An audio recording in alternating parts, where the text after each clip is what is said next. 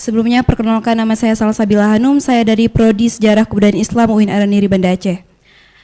Di sini saya ingin bertanya, setelah Bapak menjelaskan tentang SNOG, apakah kedatangan SNOG ini membawa kemajuan atau kemunduran dalam masyarakat Aceh, khususnya tentang keislaman? Karena masyarakat Aceh ini menganggap bahwa SNOG ini adalah ulama. Terima kasih. Assalamualaikum warahmatullahi wabarakatuh. Baik, Assalamualaikum warahmatullahi wabarakatuh. Saya Iksan dari Pusaka dan juga alumni dari SKI. Tadi Pak Reza, saya sebenarnya sih mau ke Van der Doel tadi ya, tapi karena Bapak tadi bahas mengenai masalah istri daripada SNOG, ya. Jadi berdasarkan literatur kita tahunya dia ada 4 kali menikah dan dia punya anak terutama yang di Sunda. Nah, sekarang bagaimana sikap daripada pemerintah Belanda itu kepada keturunan-keturunan dia termasuk Indonesia, karena itu yang mungkin kita belum tahu gitu Pak. Terima kasih. Wassalamualaikum warahmatullahi wabarakatuh. Perkenalkan, nama saya Adli, saya juga alumni UIN. Yang ingin saya tanyakan mungkin ke Prof. Van Doel. Yang pertama itu soal rasa bersalah ya. Kalau misalnya di Jerman itu kan masyarakat Jerman itu sangat benci terhadap Hitler itu. Nah, bagaimana dengan masyarakat Belanda sendiri dengan pemerintahnya telah menjajah Aceh gitu.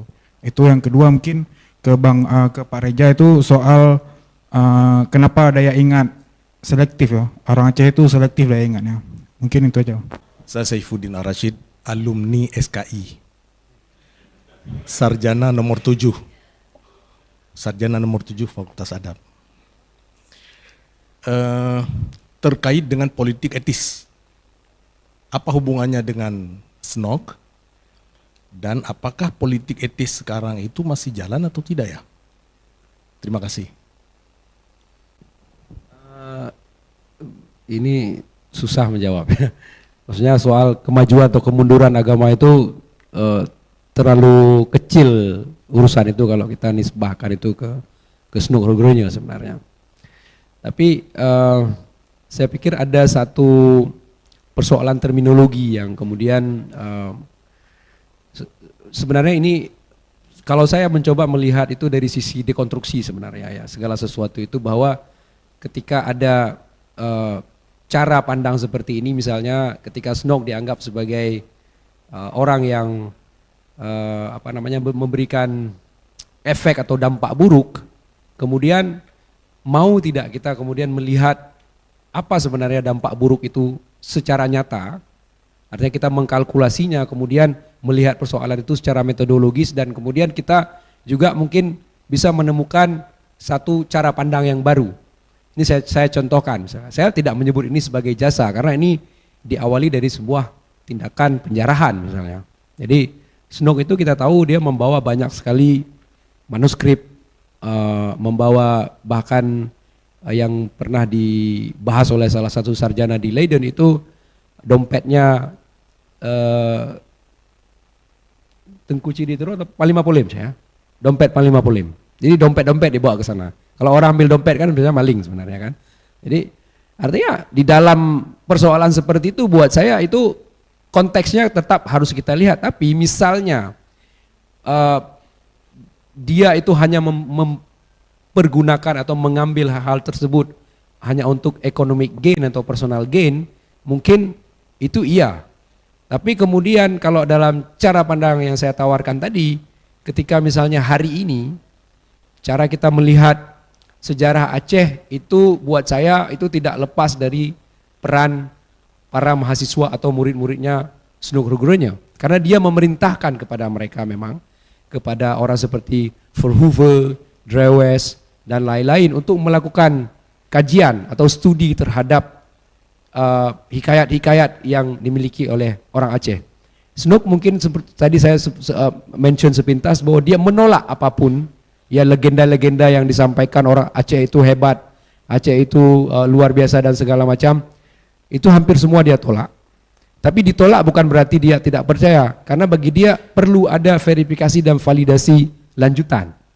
Dan itu dia mintakan kepada para murid-muridnya, mahasiswa dia itu untuk melakukan, mengcombine sumber-sumber yang datang dari barat, dari Cina maupun sumber-sumber yang datang dari lokal. Sehingga kalau Anda baca tentang kerajaan Aceh versi yang ditulis oleh Hussein Jayadiningrat itu mungkin berbeda sekali dengan apa yang kita baca sebelumnya, misalnya dari narasi-narasi umum yang hanya satu arah saja. Jadi Hussein Jayadiningrat atas perintah dan sayembara yang dilaksanakan di Leiden pada tahun 1920-an kalau saya tidak salah, tapi Anda bisa cek lagi karena itu disebut di pengantar buku itu oleh Hussein Jayadiningrat. Kenapa buku itu lahir? Karena dia mengikuti sayembara itu. Sayembara penulisan kembali tentang kerajaan Aceh dari sumber-sumber Melayu dikombinasi dengan sumber-sumber yang ada di Eropa, di dari John Davis, Augustin de Baliu dan lain-lain. Jadi kalau sumbangan dia dalam misalnya itu, saya pikir itulah, apakah itu kemajuan atau kemunduran, itu buat saya ke Islamnya mungkin tidak mungkin dia itu bisa memberikan, satu orang saja seperti dia itu bisa mendegrade Islam, itu hampir tidak mungkin. Tapi kemudian kontribusi kecil dia itu saya pikir bahkan bisa kita pakai untuk batu tonggakan untuk mengangkat khazanah keilmuan Islam yang ada di Aceh. Itu yang jawaban yang pertama mungkin. Yes. In Germany about the feeling of guilt of what happened in the past during Hitler's time. How about the society in Netherlands? Do they have the feeling of guilt about what has happened in Aceh during colonial times? Yes. Clear question. I think that it's a complicated answer, perhaps. I think there is in Dutch society clearly a tendency to feel guilty about certain aspects of colonialism, but I don't think Aceh is very much in the minds of people. I think the history of the Aceh War and what happened in Aceh is not really very well known in the society. Of course, historians know, and it's been taught at schools, but it's not really something which is pretty much discussed or remembered by society. I think two other issues are very much more prominent in the discussion in Dutch society. So this is one, the war against the Republic of Indonesia between 45 and 49. So there has been a lot of new books published about that war, especially about atrocities committed by the Dutch army, shootings of Indonesians, the entire war in between 45 and 49, and I think this has been acknowledged by society, and also the Dutch king, of course, during the state's visit to Indonesia in 2020, apologized to President Jokowi for the atrocities committed in 45, 49. So this is much more in the public mind than the Aceh War. And the second element of colonialism, which has been very much debated in the Netherlands, is the transatlantic slavery. I think this has been the most prominent issue in the Netherlands. There are a lot of people coming from the Caribbean, of course, to the Netherlands. There's a large population from the Caribbean in the Netherlands who have asked for acknowledgement of their history and the atrocities committed during the times of slavery. And again, this has been very much debated, and again, also the king acknowledged this last summer during the commemoration of 150 years of the end of slavery in the Dutch colonial empire. So 2023, he also apologized also personally for his family what his family did during slavery. So these stories are much more in the mind in the Netherlands. So 45, 49, and transatlantic slavery, and people are really, I think the majority of population does feel guilty, and official mind, so the government also acknowledges the guilt for the atrocities committed during those stories. And I'm afraid the Aceh War is a little bit, it's only known, I think, only known by specialists. So it's not in the common mind of in society. Jadi Profesor Wim tadi menyebutkan bahwa pertanyaan ini agak sedikit rumit untuk dijawab. Pertama, karena perang Aceh ini sangat sedikit terlintas dalam pikiran orang-orang di Belanda, karena tidak banyak dibicarakan tentang Aceh dan perang tentang Aceh. Jadi justru wacana ini tidak begitu masuk ke dalam society, dalam masyarakat. Tapi tentang perang Aceh ini ada di pikiran historian, sejarawan atau ahli-ahli sejarah gitu ya. Yang jadi untuk publik umum perang Aceh itu belum begitu masuk wacana ini gitu. Yang ada dalam pikiran publik di Belanda hari ini adalah tentang peristiwa perang antara Indonesia dan Belanda tahun 45 dan 49 ya. Saya menduga mungkin ada peristiwa seperti Westerling, pembunuhan, kemudian penembakan. Nah ini yang sedang diperdebatkan oleh masyarakat, dan ini menjadi wacana umum untuk ya, yang kemarin juga ada permohonan maaf dari pemerintah ke Jokowi ya tahun lalu. Kemudian satu hal lain lagi yang di Belanda sekarang masuk ke wacana publik itu adalah tentang perbudakan transatlantik ya, misalnya diantaranya itu tentang masyarakat Karibia ya. Jadi sekarang mereka meminta keluarga-keluarga ini meminta pengakuan daripada pemerintah gitu di Belanda, karena banyak masyarakat Karibia di Belanda juga gitu. Jadi kesimpulannya itu bahwa wacana tentang Aceh, tentang perang Aceh itu masih sangat sedikit di Belanda, dan banyak tentang yang dibahas khusus tentang Indonesia itu adalah apa yang terjadi peristiwa pembunuhan tahun 45 dan 49 ya. Wasiatnya itu dia ingin semua keturunannya itu memperoleh 5.000 gulden, artinya itu dibagi rata gitu. Jadi dia mengakui bahwa anak-anak dia yang berada di Jawa Barat pada waktu itu juga berhak menerima warisan yang dia miliki. Tapi setelah itu saya tidak pernah ada kajian lagi apakah ada harta-harta lain yang mungkin dijadikan bahan atau diperebutkan, atau saya tidak tahu istilahnya. Semoga tidak ada istilah diperebutkan karena itu tendensinya negatif. Tapi saya pikir kalau dari surat dan pada masa dia itu masih sadar, dia berusaha untuk itu apa yang dia miliki itu dibagi rata. Nah, apakah itu menjadi tanggung jawab pemerintah? Itu saya tidak bisa mengklarifikasinya, tidak bisa menjawabnya. Kemudian saya jawab langsung pertanyaan terakhir Pak Putra dari Pak Prof Saifuddin Rashid tentang politik etis dan peran SNOK ya. Itu saya juga belajar dari satu kajian yang pernah ditulis oleh Prof Kees van Dijk, bahwa SNOK memang punya program yang memang sedikit elitis ya pada waktu itu, tapi dia betul-betul berharap bahwa pendidikan itu bisa betul-betul membawa benefit dari modernity ke Hindia Belanda, sehingga dia sangat berperan di dalam banyak sekali anak-anak bangsawan di Jawa itu yang bisa mengecam pendidikan tinggi ke Belanda, termasuk di Aceh juga sebenarnya mungkin tidak terlalu terdetek oleh kita, mungkin karena suasana setting politiknya juga sedikit berbeda.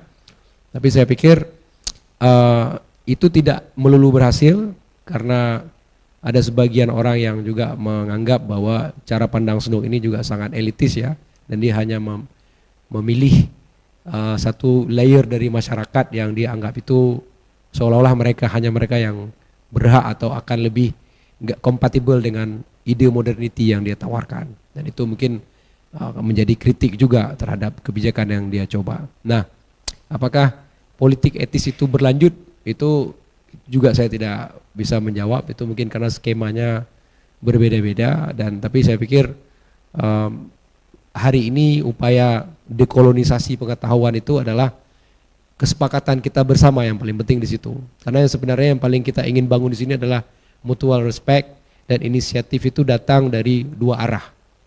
Nah, jadi kita belajar dari masa lalu, kita kemudian mencoba melihat bahwa ada hal yang bisa kita lakukan sama-sama, memperbaiki apa yang salah di masa lalu dengan posisi yang equal tadi, bahwa aspirasinya, inisiatifnya itu datang dan melalui kesepakatan. Dan saya pikir proyek dekolonisasi ini tidak hanya datang dari bekas jajahan, tapi juga datang dari daerah yang dulu pernah menjadi penjajahnya. Dan itu ada kesadaran internal juga, salah satunya mungkin dalam diskusi-diskusi sebelumnya yang pernah kita ikuti Pak Putra dengan Anton Stolwijk misalnya. Kenapa Anton misalnya menulis buku Aceh itu dia lebih membawa perspektif anak muda yang ingin menggali kembali sejarah. Ini juga punya korespon dengan pertanyaan yang ditanyakan kepada Pak Wim tadi sebenarnya. Apakah ada guilt feelings di kalangan Dutch society saat ini? Saya kira itu ya, kalau misalnya buku Anton dan mungkin pengalaman saya waktu berada di Belanda waktu itu, saya pikir itu kentara, itu terlihat gitu. Ada upaya itu minimal di dunia akademik, ada orang yang mau mengkaji itu lagi dan juga mencoba mendudukkan apa yang selama ini direpress itu harus dibicarakan secara utuh, tapi juga bagaimana we move forward setelah itu dari kondisi yang sebelumnya. Langsung saja, saya dari Arsip Nasional Republik Indonesia, kami sudah dapat kawat dari Jakarta itu tentang pengembalian arsip-arsip Belanda, dan mereka memang mengaku bersalah dan menyesali semua yang terjadi di masa lalu itu. Sekarang ini kan semangat mereka ingin mengembalikan untuk Prof. Van Del Dul ya Pak, bagaimana, tolong terjemahkan ya Bang ya ke beliau, mungkin bisa juga beliau itu bahasa Indonesia kali ya. Pertama, bagaimana perkembangan pengembalian arsip-arsip itu, terutama yang terkait dengan Aceh ya, karena dengan arsip-arsip itu akan banyak hal yang dapat diselesaikan kejadian masa lalu itu untuk hari ini, karena ada persoalan-persoalan orang Aceh itu yang masih belum bisa diselesaikan. Kedua ya, kita pun berterima kasih sebenarnya ke Snok Hogronya ini, karena dengan foto-foto beliau ini kita dapat menyaksikan kekejaman orang Belanda dulu itu kan. Berikut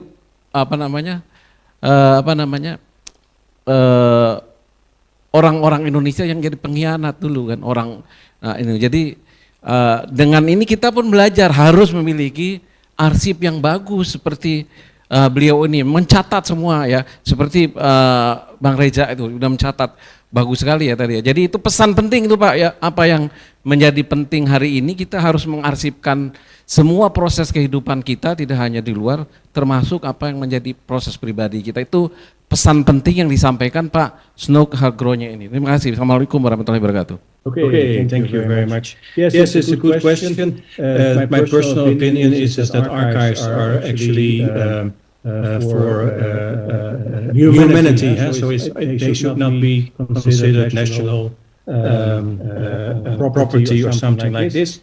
There is historical reasons why certain archives are in Jakarta, other archives are in Leiden, other archives are in The Hague. So there is a very big VOC archive in Jakarta, which has not been repatriated to the Netherlands. And vice versa. I don't think we should think too much about where are the archives physically, but much more are those archives, can they be used by everyone in the world? So what is our policy towards the digitalization of archives so that you can use them everywhere in the world? I think that's much more important. Accessibility of archives globally And I think everybody is working on that. So the National Archives also in Jakarta are working on digitization of archives, and Leiden is also working on digitization of archives. So the entire Sloeker-Gonja archives are digitized, so that everyone can use them. So these are property of humanity, which should be made available to humanity. And that's I think what we should focus on. So really on making it possible that everyone in the world can study those archives.